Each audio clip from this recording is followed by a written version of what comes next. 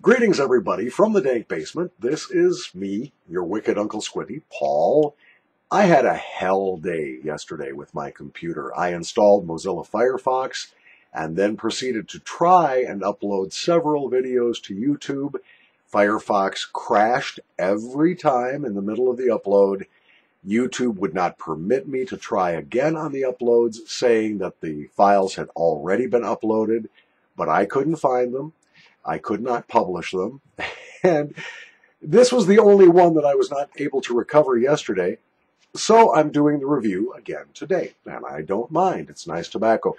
This is from the Netherlands. It is from Molens de Kralings, and this is a recreation of an historic snuff that was first formulated in 1883 by a German snuff maker named Jacob Bolongaro.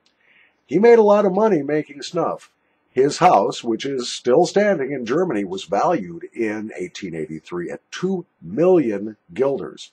That would be, I'm guessing, right around $6 or $7 million US in 2014. So the guy made some serious coin.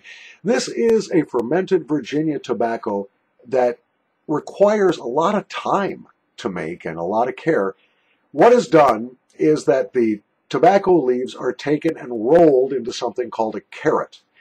And that carrot is fermented at room temperature for no less than 10 weeks, after which it is treated with salmiak and potash. Now, when I say potash, I am not talking about what falls off your burning reefer in an Amsterdam coffee shop. I just want to be clear on that, although I like the name. This is a fermented Virginia tobacco, and I'm going to give it a little whiff right now. We'll try to get this done quickly, and I'll talk a little bit about snuffs going stale in tap boxes, because this one has, unfortunately.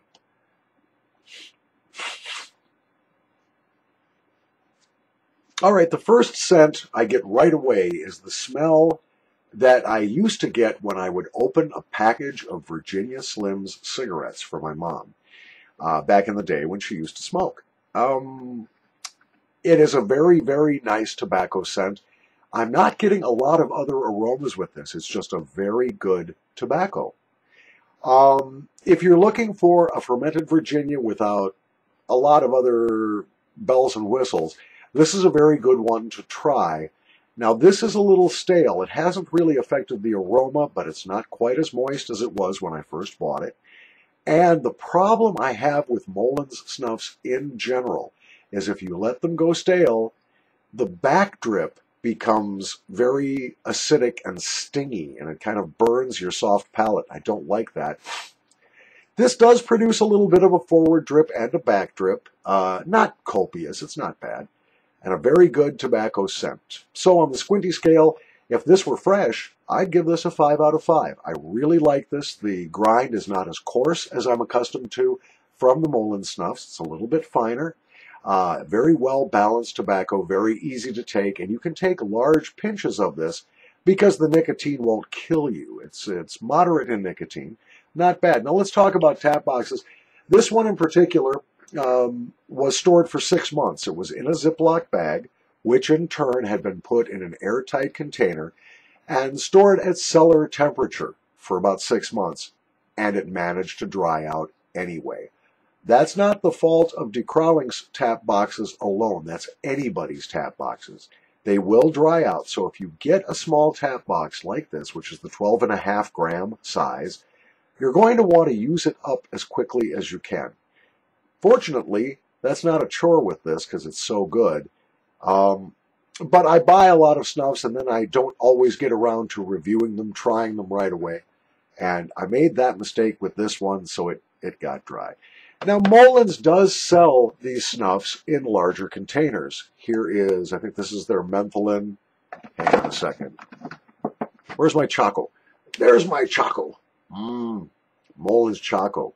One of the best chocolate snuffs out there. And when I open up this tub, it's still very moist and very pleasant. And since it's a Virginia tobacco, I'm going to go ahead and take a pinch on top of the other one.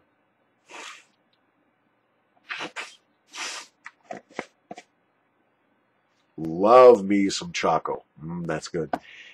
So on the squinty scale, as I said, for the Molens Hollandse Bolongaro Snuff, I give it a 5 out of 5, but it's got to be fresh. When it gets stale like this, it's about a 3 out of 5 and isn't real pleasant. From the dank basement, thank you for watching all these snuff reviews. This officially completes the July nasal snuff review flood. Thanks for subscribing.